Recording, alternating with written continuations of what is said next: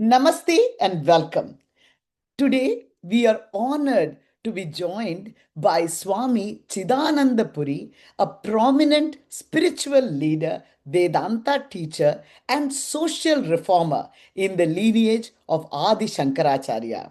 As the founder of Advaita Ashram in Kerala and head of the Sri Shankara Charitable Trust, he has dedicated his life to education, community service, and the preservation of Sanatana Dharma. A prolific writer of over 60 books and a globally recognized scholar, Swamiji is here to share his profound insights into classic Vedic wisdom. We in the Boston area are going to be blessed to have Swamiji come and speak at the Om Center in Billerica on May 18th. The beautiful thing about Swamiji is he is very willing to answer any questions that we may have. And so when you come on May 18th, I urge you all to come and speak with him directly. Swamiji, what an honor to talk to you today. Namaste. Namaste, namaste, namaste, namaste. Oh my goodness. I always remember our times together and how not only you are such a scholar, but also such a loving and caring person. And that's Oh, makes it oh, what is that? it's such a easy, it's easily accessible. And I think that really makes it easy for me to ask many of the questions. So We are I'm one. We are one. There is no difference at all. There you go, Swamiji. There you go. So I'm going to quickly start with the first thing is I know, Swamiji, you're so busy in Kerala and yet you are so kind to take the time to visit many places in the United States. What is motivating you and what is your purpose of your travel? See, actually, there is no specific motivation behind that. But see, our life is dedicated for the service of Sanatana Dharma and that to spreading the Vedanta teachings. So wherever we are invited, we go there and asked by the public or the organizers of that particular program, we will have discussions and classes on dharma, vedanta, and all such subjects. See, in the present day world, wherever we go and see, whether it is an individual or a family or a village or a nation or the world at large, everywhere we are seeing battles and battles, strives everywhere. Yes. So the core message of Vedanta, that is the essential unity of all the phenomenal planes, that is unity in diversity. Essential existence is one without a second. And the vision of the world based on that Vedantic principle that the whole world is one family. So that philosophy of acceptance, not of tolerance, not of toleration, but the philosophy of acceptance, that Vedantic darshana should be spread everywhere. And we must work as much as we can or wherever we can to spread that. So when invitations are coming, we accept, we come. There is no other motivation behind that. Yeah. Beautiful, beautiful. That is a beautiful motivation to spread the Sanatana Dharma. And so you mentioned that, that the Vedantas, as the philosophy of the Vedantas, and you mentioned this term darshanas. As I understand it, there are several darshanas that have come out of the basic Vedantic philosophy. So, a couple of questions to you. What does a darshana mean? How does it differ from what philosophy is? And you yourself are an Advaita Vedantin. How does one, based on the different darshanas, pick what is right for them? Yeah. It's a very, very wonderful question, actually. See, when we take the Shabda term, darshana, we can derive that Shabda in two ways. Basically, it comes from the dhatu root drishya. That means to see. The meaning of drish is to see. So darshana means the mode of seeing. That is one meaning. How we are getting that darshana, how we are seeing, that is the mode of seeing or the way of seeing. That is one meaning. And the other meaning is in the bhavartha, that is the vision itself. Vision itself is darshana. So there are two meanings. One, how you are getting that vision, Okay. mode of getting that vision. That is the first meaning. The other meaning is the vision itself. In two senses, we can take the Shabda Darshana. Now, the question comes, vision of what? Seeing what? The answer is, see, we are all human beings. We are equipped with the highest faculty of our intellect. That is, in Samskrita, it is called Vishesha Buddhi. Of course, all beings have buddhi, intellect, but our buddhi is Vishesha. And what is that Vishesha? What is that speciality? We have the ability to see the cause behind all the effects. Hmm. So all beings, other animals, other beings are experiencing or seeing the effects of the world, what here we have. Yeah. But as human beings, we can go to the cause. What is behind this effect? How it is coming? What is the cause of all this? So, when human being originated in this planet, then itself that quest was there within him. I am seeing or am I experiencing this phenomena around me. So many manifestations are there. So, what is the base or what is the cause of all this? And when I observe this universe, I am seeing there is an order, there is a scheme, there is a rule which is binding everything together, which is preserving everything together, which is binding everything together. So, what is that? What is that faculty? What is that power? What is that scheme which is uniting or which is holding everything together? So, these questions were there in human beings from his very beginning. And along with that, as a human being, what is my goal? What is my ultimate goal in this life? And how I can reach there? So many questions like this were there. And we, as human beings, try to find out the answer for that. So, darshana is that way or that mode through which we are arriving at the vision regarding the life, the goal of life, what the world is, who is controlling this, what is the cause of all these manifestations, all these things.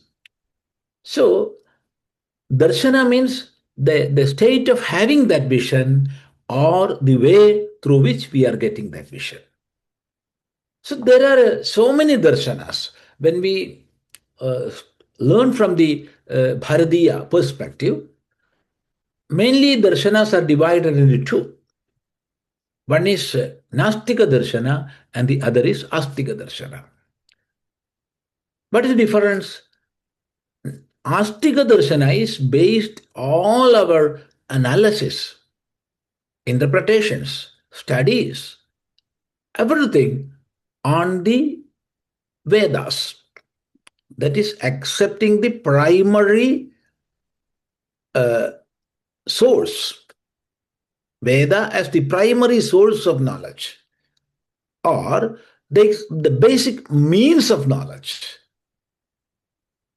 We are thinking, we are analyzing, we are interpreting, we are reaching at the conclusions or the visions. Those darshanas are Astika darshanas. Whereas Nastika darshanas, they do not accept Veda as the primary source of knowledge. Actually, they are not accepting Veda at all. Yeah. So Nastika darshanas are those darshanas which are not accepting Veda, whereas Astika darshanas are accepting the Vedas. uh, Vedas as the very base of Knowledge. basic pramana, Pramana is valid means of knowledge. The meaning of pramana is valid means of knowledge. That, So Astika darshanas are taking Veda as the basis or valid means of knowledge. And as there was immense freedom for thought in Bharat, all these darshanas flourished. In the Nastika darshanas, there are Charvaka darshanas, and in later days, these Buddhistic darshanas or Jain darshana all came in that order. Whereas in the Astika darshanas, there are mainly six darshanas which are called Shad darshanas. In English, they are called six systems of philosophy. That is Pura Mimamsa, then Nyaya, then Vaisheshika, then Sankhya, Yoga, and Vedanta. Of course, within each and every darshana, there are different branch schools. Different schools are there. That is, according to the commentaries and interpretations of basic text, so many schools developed. Basically, these darshanas they are not contradictory. There is no contradiction at all. Just like when we are ascending what you can call ladder, yeah. there are different steps, you see. Step one, so holding your foot tight on the first step, you will move to the second, then to the third, then to the fourth, like that. These darshanas are like steps in a ladder to reach at the highest knowledge. And which is that highest knowledge? Where the seeker and what is seeker? What is the goal, and who is traveling to that goal? What is observed and who is observing? So that observer observed differentiation, Mm-hmm. that goal path differentiation, the inquirer inquired differentiation, that differentiation goes, vanishes. Beautiful. That is the highest state of all the darshanas, and it is Vedanta darshana. That is when you reach at the Vedanta darshana, which teaches the Advaita, that is, there is no duality at all. There is no duality at all. Up to that stage, all these steps of darshana, that is the ladder, it will take you. So there is no contradiction at all. Yeah. So we just pick wherever we are in our life or what appeals to us. How do you pick which darshana is right for you? See, it is quite, I think it's quite natural Okay. because we are observing the world. So I am the observer and the world is there. And I am inquiring what is there behind this. Okay. So I am here and the observed universe is around me. And I am inquiring who is above Yeah. this. So when this duality is there, I must accept I am in a dual plane. Yeah. Then there is no meaning in speaking Advaita for hours and hours. Right. So, in that level, we have to accept the dualistic philosophies and sadhanas practices in that level. Mm-hmm. But slowly, see, if we are genuine in our sadhana, we will be taken from that level to the higher and then to the highest quite naturally. It is a natural process. Okay. So, We don't need to pick. It comes to us automatically and so naturally. it will grow. You will grow. We'll grow in When it. we see, when we join the school, Yes. it was in the first standard. Yes. Yes. Slowly, I entered the second standard, third standard, like that, then university, and like that it went. Exactly. It That's is same here also. it. Yeah. Exactly. So, in that question, I mean, nowadays, if you come across people, they often say, I am spiritual, but not religious. So, we have darshanas. There is this word religion, which is not, I think, an Indic word, but still, it is used to describe Hinduism. So, most people, when they say that, when I ask them, what does that mean? They'll say, oh, we want to be good. We want to think about higher things, but we don't want temples or we don't want rituals or they're not learning things. So, do you have a message? I mean, obviously, in our traditions, rituals mean a lot. There's a lot of training and teaching that goes on. So, what message do you have for such people, and what suggestions would you have for Yeah. people who talk like Yeah, that? that's a good question. Yeah. See, we have to understand the order of Veda. Hmm.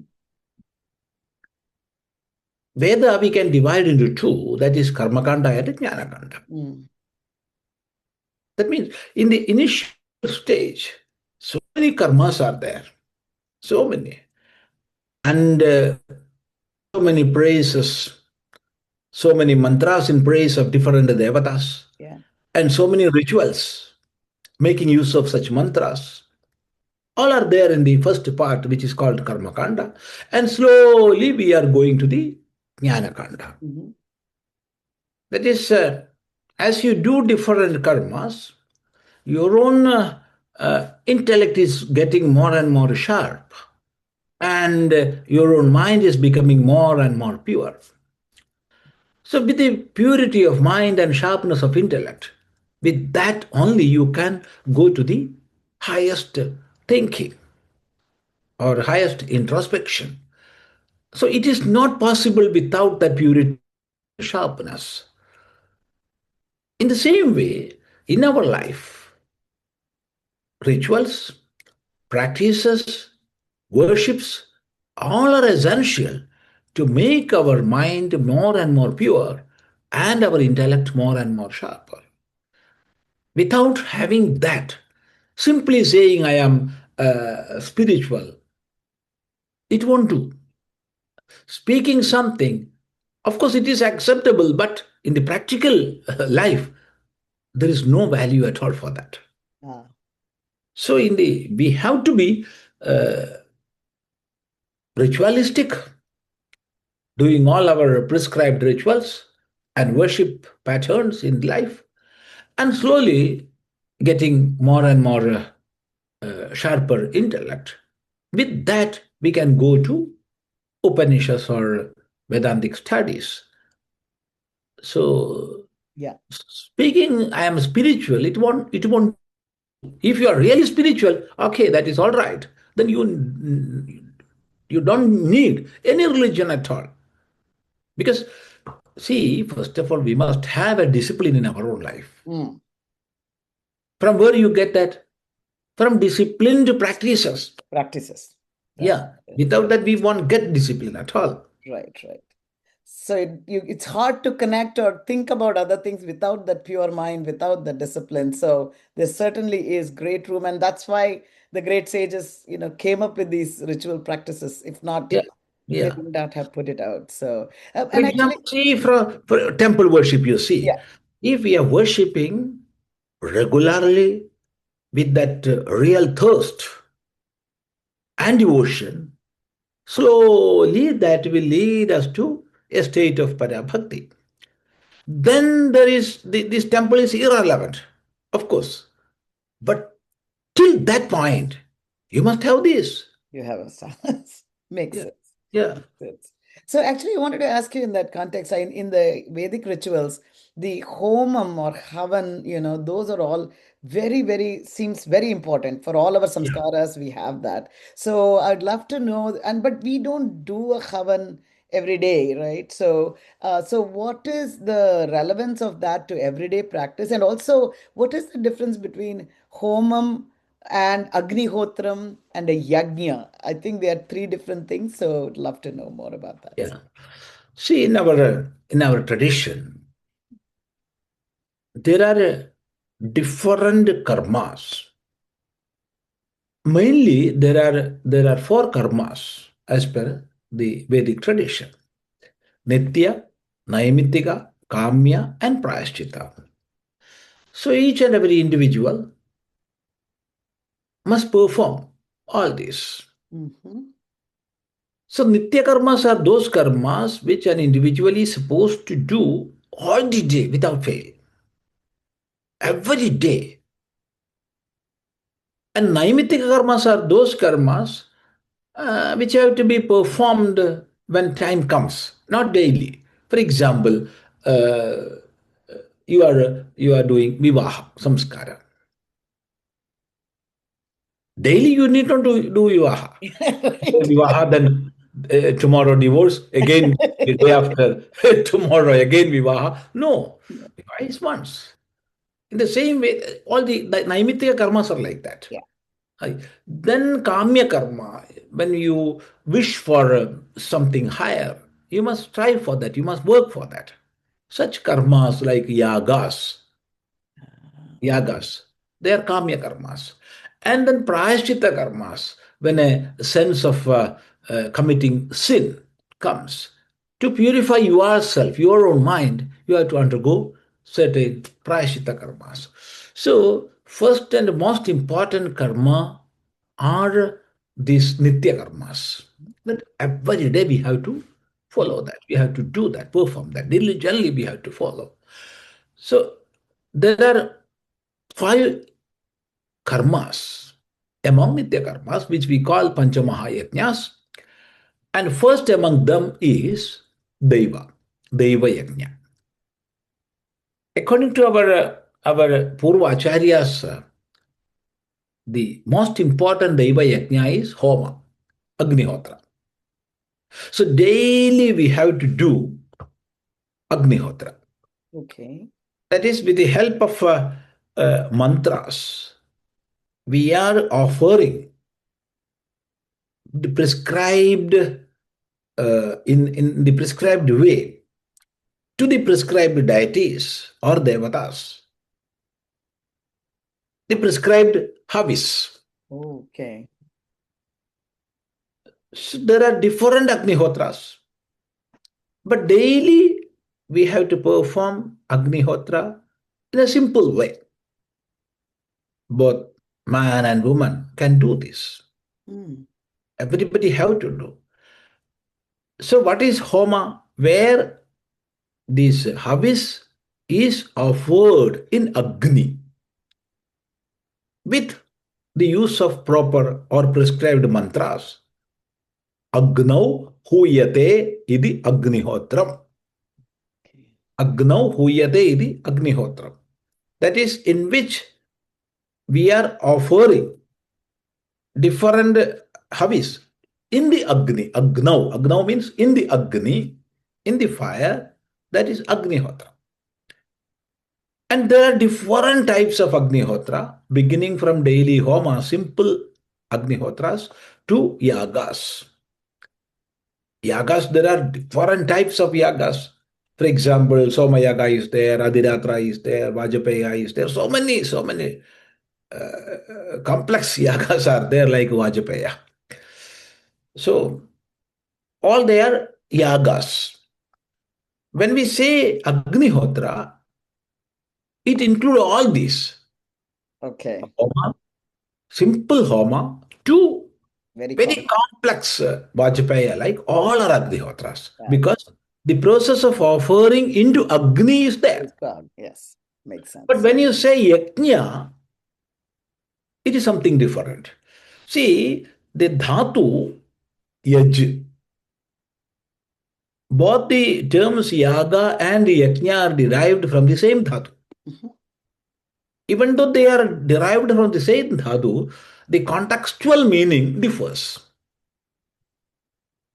For example, you can call a yaga as a yajna. A yaga is a yajna, Mm. but yajna is not yaga. Oh, For okay. example, if I am feeding a man who is hungry, he was very hungry, he is in need of food, and I am feeding him with all love and care. And if there is the sense of worship is there, that is a yajna. Ah, If I am teaching somebody and that sense of offering is there, sacrifice is there, then it is yajna. So yajna never means it is agnihotra. oh, Agnihotras are yajnas. yajnas. Okay. But yajna is something bigger, something more. Beautiful, beautiful. Our life itself is a yajna. Yajna. We have that dedication within. Beautiful. When we are serving the society, it is yajna. Yajna. When you are doing something to make another being happy, it is a yajna. When That's you are sharing knowledge with the world, it is a yajna. wonderful. If you are smiling, it is a yajna. Bringing joy to Yeah, others. yeah, yeah, yeah. That is so beautiful. So, Swamiji, speaking of bringing joy, we live in very turbulent times. We are going through a lot of craziness right now. What advice do you have for people for daily things that they can do to keep their sanity and bring peace or, deal with the turbulence of the world? See, we are making this turbulence. Oh, We are the makers of this turbulence. And as individuals, we have only limited capacity to bring in peace to the whole world. mhm. We have limited capacity because, see, now there are many, many, many wars Yeah, between countries. Different countries are engaging. So, as individual, we have limited capability. right. We cannot go and intervene and stop that. But wherever we can, we must do that. When we are seeing two persons fighting, we can try at least to stop that fight with love, acceptance, care, and all. So, wherever we can do that to lessen the turbulence of the world, we can do that. But the important thing is to be calm within. Ah, In a world of strife and turbulence, we have to be calm within. What is the way? Observing the world in the right perspective and making our own mind more pure and strong through doing japa. Japa is a sadhana which will make you that much strong. It will give you immense power and give the correct attitude to you. So, japa and daily rituals, practices, loving others. See, the existence in you is the same as the existence in him. We are seeing two manifestations. We are seeing thousands of manifestations, but the existence is one and the same in all. So, in that light, view the world, live in this world. So that spontaneous love will emanate from you. Yeah. So, with that, live in this world, have practices like japa and swadhyaya, of course, because swadhyaya gives this knowledge. knowledge. How Yeah. to do. Yes. How to do. Fantastic. That's such a beautiful message. So, what I am hearing from you, Swamiji, is that doesn't matter what the turbulence. If we use the practices that have been given to us, study the practices, do the rituals, do your nitya karma, then certainly, at least within yourself, you will bring calm and love. And once you start, if everybody starts sharing that calmness and love, the turbulence of the world can certainly be limited a little bit, and Yeah. hopefully there'll be peace around the world. Thank you so much, Swamiji, for your time. I really appreciate your doing this, and we look forward to seeing you in the Boston area in Yeah. May. Namaste. Namaste, of course, of course. Yeah. Namaste. Namaste. Thank you Namaste. so Namaste. much. Namaste.